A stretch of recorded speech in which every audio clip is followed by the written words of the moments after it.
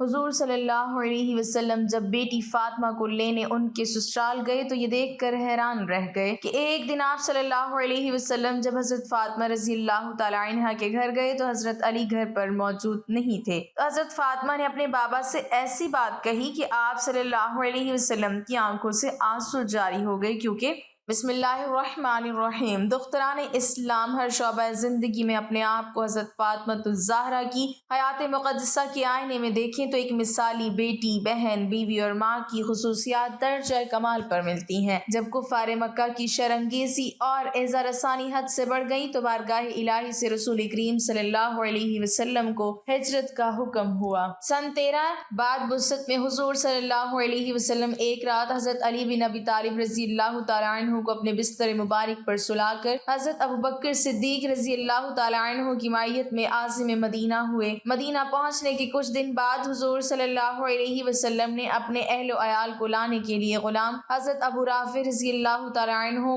اور حضرت زید بن حارثہ رضی اللہ تعالی عنہ کو مکہ بھیجا۔ ان دونوں حضرات کے ہمراہ حضرت فاطمہ، حضرت ام کلثوم، حضرت سودا بنت زمعہ، حضرت ام ایمن اور حضرت اسامہ بن زید نے مدینہ کی جانب ہجرت فرمائی۔ مدینہ پہنچ کر حضرت سودا رضی اللہ تعالی عنہا اور بنات طاہرات رضی اللہ عنہما حضور صلی اللہ علیہ وسلم کے پاس اپنے نئے گھر میں قیام پذیر ہوئیں۔ ہجرت مدینہ کے وقت حضرت فاطمہ الزہرا رضی اللہ تعالی عنہا سن بلوغت کو پہنچ چکی تھیں۔ حضرت ابوبکر صدیق رضی اللہ تعالی عنہ نے حضور صلی اللہ علیہ وسلم کو فاطمہ رضی اللہ تعالی عنہا کے لیے پیغام بھیجا، لیکن حضور صلی اللہ علیہ وسلم خاموش رہے، یا بعض روایتوں کے مطابق فرمایا جو اللہ کا حکم ہوگا۔ پھر حضرت عمر بن خطاب رضی اللہ تعالی عنہ نے حضرت فاطمہ رضی اللہ تعالی عنہا کے لیے پیغام بھیجا۔ حضور صلی اللہ علیہ وسلم نے انہیں بھی یہی جواب دیا۔ چند دن بعد حضور صلی اللہ علیہ وسلم نے حضرت فاطمہ رضی اللہ تعالی عنہا کی نسبت شیر خدا حضرت علی بن ابی طالب رضی اللہ تعالی عنہ سے کر دی۔ ایک دن حضرت ابو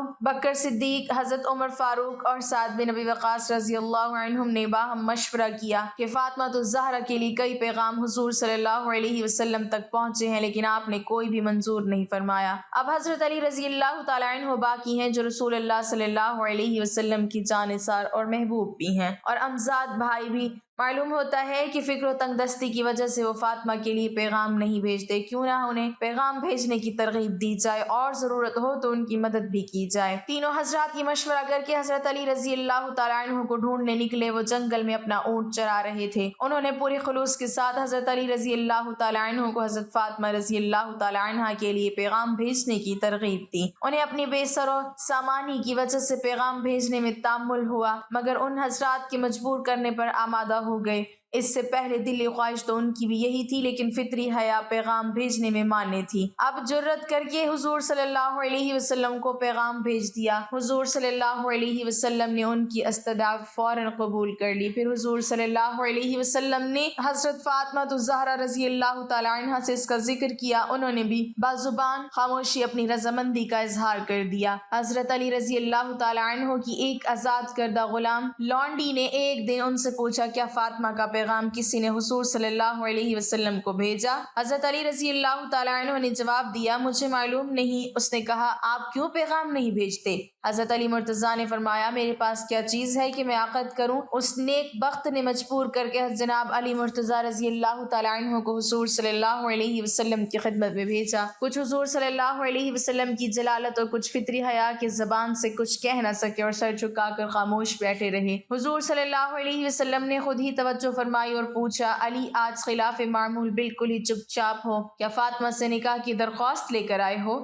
حضرت علی رضی اللہ تعالی عنہ نے عرض کی، بے شک یا رسول اللہ۔ حضور صلی اللہ علیہ وسلم نے پوچھا، تمہارے پاس مہر ادا کرنے کے لیے بھی کچھ ہے؟ حضرت علی رضی اللہ تعالی عنہ نے نفی میں جواب دیا۔ پھر حضور صلی اللہ علیہ وسلم نے فرمایا، میں نے تمہیں جو زرہ دی تھی وہی مہر میں دے دو۔ حضرت علی رضی اللہ تعالی عنہ نے ارشاد نبی صلی اللہ علیہ وسلم کے آگے سر تسلیم خم کر دیا۔ اس کے بعد حضرت علی رضی اللہ تعالی عنہ زرہ فروخت کرنے کے لیے بازار کی طرف روانہ ہوئے۔ راستے میں حضرت عثمان رضی اللہ تعالی تعالی عنہ مل گئے۔ انہوں نے 480 درہم میں یہ زرہ خرید لی اور پھر یہی زرہ حضرت علی رضی اللہ تعالی عنہ کو بطور ہدیہ واپس کر دی۔ زرہ کی قیمت فروخت حضرت علی رضی اللہ تعالی عنہ نے حضور صلی اللہ علیہ وسلم کی خدمت میں حاضر کی تو آپ صلی اللہ علیہ وسلم نے فرمایا 2/3 خوشبو وغیرہ پر خرچ کر دو اور 1/3 سامان شادی اور دیگر اشیاء خانہ داری پر خرچ کرو۔ پھر حضور صلی اللہ علیہ وسلم نے حضرت انس رضی اللہ تعالی عنہ کو حکم دیا کہ جاؤ ابو بکر، عمر، عبد الرحمن بن عوف اور دیگر مہاجرین و انصار کو بلا لاؤ، اور سب دربار رسالت میں جمع ہو گئے تو حضور صلی اللہ علیہ وسلم ممبر پر تشریف لے گئے اور فرمایا اے گروہ مہاجرین اور انصار،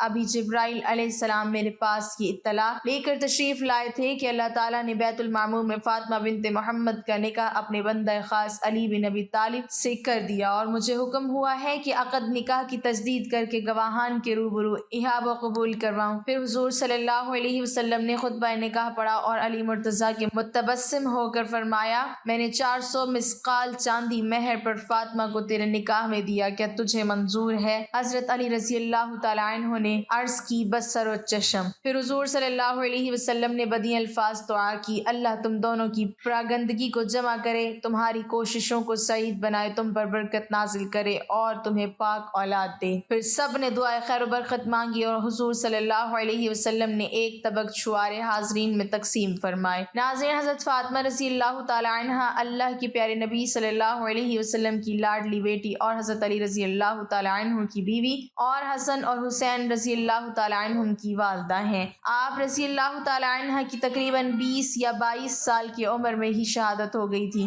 اللہ کے نبی صلی اللہ علیہ وسلم کو اکثر عرب کے لوگ کہتے تھے کہ آپ صلی اللہ علیہ وسلم نے نبوت کا دعویٰ دولت کو پانے کے لیے کیا ہے، لیکن ایسا بالکل نہیں تھا۔ جب حضرت فاطمہ رضی اللہ تعالی عنہ کے حالات شادی کے بعد بھی کچھ ٹھیک نہیں تھے تب یہ الزام جھوٹا ثابت ہوا۔ اکثر حضرت فاطمہ کے گھر کی یہ حالت ہوتی کہ ان کے بچے فاقے کی حالت میں ہوتے تھے۔ حضرت علی رضی اللہ تعالی عنہ روزانہ فجر کی نماز پڑھنے کے بعد مزدوری کو نکل جایا کرتے، مزدوری ملتی تو گھر چولہا چلتا ورنہ فاقہ ہوتا تھا۔ آپ رضی اللہ تعالی عنہ اکثر اپنی روزانہ کی پوری کمائی کسی ضرورت مند کی مدد میں خرچ کر دیتے تھے۔ اللہ کے رسول صلی اللہ علیہ وسلم کی بیٹی ہونے کے باوجود بھی حضرت فاطمہ کے پاس کچھ بھی دولت نہیں تھی۔ حضرت فاطمہ کا نور اور سادگی شاید ہی دنیا میں کسی اور عورت کے پاس ہوں۔ وہ گھر میں چکی پیسنے سے لے کر جھاڑو، برتن اور بچوں کی پرورش سب کام خود اپنے ہی ہاتھوں سے کیا کرتی تھی۔ حضرت علی رضی اللہ تعالی عنہ کے گھر میں بستر کے نام پر اونٹ کی ایک سوکھی کھال تھی جس پر ان کا اونٹ دن میں چارہ کھاتا اور رات میں وہی کھال سونے کے کام آتی تھی۔ اس طرح کی زندگی ہونے کے باوجود بھی حضرت فاطمہ نے اپنے شوہر سے کبھی کوئی شکایت نہیں کی اور نہ ہی کبھی کوئی فرمائش کی۔ تاریخ گواہ ہے کہ حضرت علی اور حضرت فاطمہ کا جوڑا مثالی رہا ہے۔ حضرت فاطمہ نے کبھی بھی اپنے شوہر کی خدمت گزاری میں کوئی کسر باقی نہ رکھی۔ اللہ کے پیارے نبی صلی اللہ علیہ وسلم بھی اپنی لاڈلی بیٹی کو ہمیشہ یہی نصیحت فرمایا کرتے تھے کہ بیٹی، عورت کا سب سے بڑا اخلاقی فریضہ شوہر کی خدمت گزاری اور فرما برداری ہے۔ آپ صلی اللہ علیہ وسلم نے اپنے داماد حضرت علی سے بھی یہی کہا کہ آپ مجھے بہت عزیز ہو، فاطمہ بھی مجھے بے حد عزیز ہے، ہمیشہ میری فاطمہ بیٹی کے ساتھ اچھا برتاؤ کرنا۔ ناظرین، ایک مرتبہ اللہ کے پیارے نبی صلی اللہ علیہ وسلم اپنی لاڈلی بیٹی حضرت فاطمہ کو لینے اس کے سسرال تشریف لے گئے۔ اس وقت حضرت علی گھر پر موجود نہیں تھے۔ یہ دیکھ کر حضرت فاطمہ نے اللہ کے نبی سے یعنی کہ اپنے ابا حضور سے جو کچھ کہا وہ سن کر آپ بھی حیران و پریشان ہو جاؤ گے۔ اسی لیے آج کی یہ ویڈیو آپ کے لیے بہت ہی خاص ہے، اور خاص کر کے ایسی عورتیں اس ویڈیو کو آخر تک دیکھیں جو بار بار اپنے سسرال سے میکے آ جاتی ہیں۔ انشاءاللہ ایسی عورتوں کی زندگی بدل جائے گی۔ ناظرین، آج جو واقعہ ہم آپ کو بتانے والے ہیں یہ واقعہ حضرت فاطمہ رضی اللہ تعالی عنہ کی شادی کے 3 دن بعد کا ہے۔ حضرت فاطمہ رضی اللہ تعالی عنہ کی شادی کے 3 دن بعد اللہ کے پیارے نبی حضرت محمد مصطفیٰ صلی اللہ علیہ وسلم اپنی لاڈلی اور پیاری بیٹی کو لینے کے لیے فاطمہ کے سسرال گئے، یعنی حضرت علی کے گھر تشریف لے گئے، اور آپ نے اپنی پیاری بیٹی فاطمہ کو آزمانے کے لیے ارشاد فرمایا کہ بیٹی فاطمہ، میں تمہیں لینے کے لیے آیا ہوں، گھر چلیں۔ تو یہ سن کر حضرت فاطمہ اپنے والد محترم سے عرض کرنے لگیں کہ یا رسول اللہ صلی اللہ علیہ وسلم، آپ میرے والد بھی ہیں اور اللہ کے نبی بھی ہیں، میری کوئی جرت نہیں کہ میں آپ کو انکار کروں، لیکن ابا حضور، میں نے آپ ہی سے سنا ہے کہ شوہر کی اجازت کے بغیر کبھی بھی گھر سے مت نکلنا۔ ابھی میرے شوہر گھر پر نہیں ہیں، اگر اجازت دو تو میں اپنے شوہر حضرت علی کا انتظار کر لوں۔ بیٹی کے منہ سے بات سن کر اللہ کے پیارے نبی کی آنکھوں میں آنسو آ گئے۔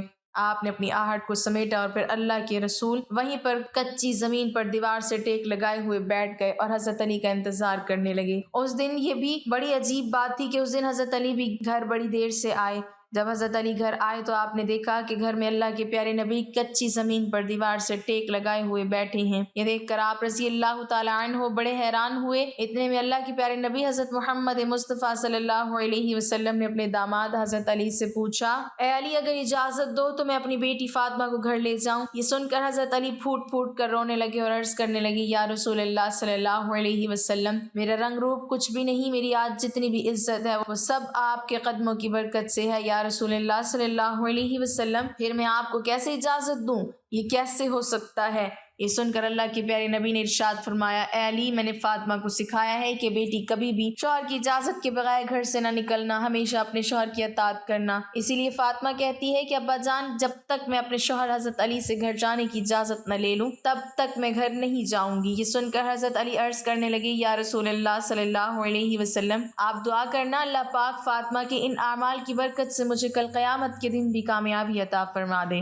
ناظرین، اسی طرح سے اب آپ کو مدینہ شہر کا ایک اور واقعہ بتاتے ہیں جس کو سن کر بھی آپ حیران ہو جاؤ گے۔ حضرت محمد غزالی نے اپنی کتاب مکاشفۃ القلوب میں لکھا ہے کہ مدینہ شہر میں ایک مرتبہ ایک عورت کو اس کا شوہر پابند کر کے گیا کہ سنو میں باہر جا رہا ہوں، میرے پیچھے گھر سے نہ نکلنا، یعنی کہ جب تک میں واپس نہ آ جاؤں تب تک گھر میں ہی رہنا، گھر سے باہر نہ نکلا۔ اس عورت کے گھر کے سامنے ہی اس کے باپ کا گھر تھا، یعنی کہ اس کا میکہ تھا جس میں اس کا بوڑھا باپ رہتا تھا۔ ایک دن اس کے باپ کے گھر سے پیغام آیا کہ تمہارا باپ بیمار ہے، آ کر اپنے باپ سے مل لو۔ جیسا کہ آپ سبھی کو معلوم ہے کہ بیٹی کو اپنے باپ سے کتنی محبت ہوتی ہے، اس کا کوئی پیمانہ نہیں کہ کوئی اس کو ناپ سکے، کوئی ایسا ترازو نہیں کہ اس کو کوئی تول سکے۔ لیکن یہاں پر جیسے ہی بیٹی کے پاس پیغام آیا کہ تمہارا باپ بیمار ہے تو بیٹی کہنے لگی کہ میں نہیں جا سکتی ہوں کیونکہ میرے شوہر مجھ کو پابند کر کے گئے ہیں، اور میرے شوہر نے مجھے پابند اس لیے کیا ہے کہ اللہ کے رسول نے مجھے پابند کیا ہے۔ آپ نے فرمایا کہ شوہر کی اجازت کے بغیر گھر سے باہر نہ نکلنا، اور مجھے اس وقت اس بات کی کوئی خبر نہیں ہے کہ میرے شوہر کس میدان میں جہاد کر رہے ہیں۔ جاؤ پہلے اللہ کے رسول سے پوچھو کہ میرا باپ بیمار ہے، میں اپنے شوہر کی اجازت کے بغیر جاؤں یا نہ جاؤں۔ پھر اللہ کے نبی سے جب اس بارے میں سوال کیا گیا تو آپ نے فرمایا کہ جا کر اس عورت سے کہہ دو کہ اگر شوہر کی اطاعت کرو گی تو اللہ تعالیٰ تمہیں بہتر جزا عطا فرمائے گا۔ خیر 2 دنوں کے بعد میں پھر سے خبر آئی کہ تمہارا باپ بہت زیادہ بیمار ہو گیا ہے، آ کر اپنے باپ سے مل لو۔ عورت نے پھر اللہ کے نبی سے پتہ کیا تو آپ نے فرمایا کہ جا کر اس عورت سے کہہ دو کہ اگر اپنے شوہر کی اطاعت کرو گی تو اللہ تعالیٰ تمہیں بہتر جزا عطا فرمائے گا۔ اس کے بعد 4 دن گزرے کہ خبر آئی کہ تمہارے باپ کا انتقال ہو گیا ہے، آ کر اپنے باپ کی آخری صورت کا دیدار کر لو۔ اب یہاں پر آپ سوچئے کہ چاہے کوئی بیٹی اپنے باپ سے کتنی بھی دور کیوں نہ ہو، چاہے وہ دنیا کے کسی بھی کونے میں موجود کیوں نہ ہو، لیکن اس طرح سے اگر اس کا باپ انتقال ہو جائے تو وہ کہنے لگتی ہے کہ چاہے میرے زیور بیچ دو، چاہے کچھ بھی ہو جائے، مگر مجھے میرے باپ کے پاس لے جاؤ، مجھے ان کا آخری دیدار کرنا ہے۔ لیکن یہاں پر آپ دیکھیں سامنے ہی باپ کا انتقال ہو گیا ہے، مگر یہ عورت اپنے شوہر کی اجازت کے بغیر اپنے باپ کی آخری صورت دیکھنے کے لیے بھی نہیں جا رہی ہے۔ اس نے اللہ کے پیارے نبی کے پاس پھر سے پیغام بھیجا کہ یا رسول اللہ صلی اللہ علیہ وسلم، میرے باپ کا انتقال ہو گیا ہے، میرے سر سے باپ کا سایہ اٹھ گیا ہے، میرے شوہر مجھے گھر سے نکلنے کے لیے منع کر گئے ہیں، اب میرے لیے کیا حکم ہے؟ تو یہ سن کر اللہ کے پیارے نبی کے وہی جملے تھے جو اس سے پہلے آپ نے فرمائے تھے۔ آپ نے فرمایا کہ اس عورت سے کہہ دو اگر اپنے شوہر کی اطاعت کرو گی تو اللہ تمہیں بہتر جزا عطا فرمائے گا۔ ناظرین، یہ ہے اللہ کے رسولوں کو ماننے والی عورت۔ کچھ ہی دوری میں باپ کا انتقال ہو گیا مگر شوہر کی اجازت کے بغیر اپنے باپ کی آخری صورت دیکھنے کے لیے بھی نہیں گئی۔ اس کے بعد اس عورت کے باپ کو دفن کر دیا گیا۔ پھر 2 دنوں کے بعد اللہ کے پیارے نبی نے فرمایا کہ پتہ کرو اس عورت کو وہ اپنے باپ کی آخری صورت دیکھنے کے لیے گئی یا نہیں۔ تو صحابہ کرام پتہ کر کے آئے اور عرض کرنے لگے، یا رسول اللہ صلی اللہ علیہ وسلم، قربان جائیں آپ کے نظام پر، آپ کے فرمان پر، آپ کے جملوں کی تاثیر ایسی ہے کہ وہ عورت آپ کے دین کی پہرے دار بن گئی ہے، وہ اپنے باپ کی آخری صورت دیکھنے کے لیے نہیں گئی ہے۔ یہ سن کر اللہ کے پیارے نبی صلی اللہ علیہ وسلم نے اپنے ہاتھ اٹھائے۔ صحابہ کرام عرض کرتے ہیں کہ اس عورت کا مقدر جاگا، ہم نے دیکھا کہ چند آنسو حضور کے گری، پھر آپ نے اپنے چہرے کو صاف کرتے ہوئے فرمایا کہ جاؤ اور جا کر اس عورت کو یہ خوشخبری سنا دو کہ تم نے اپنے شوہر کی اطاعت کی ہے، تیری اس فرما برداری کی وجہ سے اللہ تعالیٰ نے تجھے بھی بخش دیا اور تیرے باپ کی بھی بخشش فرما دی۔ مگر ناظرین، آج کل تو اکثر دیکھنے میں آتا ہے کہ اگر کوئی شوہر اپنی بیوی کو کسی کام کے لیے منع کرتا ہے تو وہ عورت اپنے شوہر کو دکھانے کے لیے وہ کام اور زیادہ کرتی ہے اور یہ دکھانے کی کوشش کرتی ہے کہ دیکھو میں تم سے ڈرتی نہیں ہوں۔ ناظرین، اس میں ڈرنے اور ڈرانے کی کوئی بات بات نہیں ہے۔ ہمارے پیارے نبی حضور صلی اللہ علیہ وسلم کا فرمان ہے کہ شوہر کی اجازت کے بغیر اپنے گھر سے کبھی بھی مت نکلنا، چاہے جو بھی ہو جائے۔ اسی لیے آپ پیارے نبی کے اس فرمان پر عمل ضرور کریں، انشاءاللہ آپ دونوں جہان میں کامیاب ہو جاؤ گے۔ اللہ پاک ہمیں دین کی مکمل سمجھ نصیب فرمائے، ہمیں راہ حق پر چلائے اور ہمارا خاتمہ ایمان پر فرمائے، آمین۔ ناظرین، کمنٹ باکس میں اللہ تعالیٰ کے 99 ناموں میں سے ایک نام ضرور ٹائپ کریں۔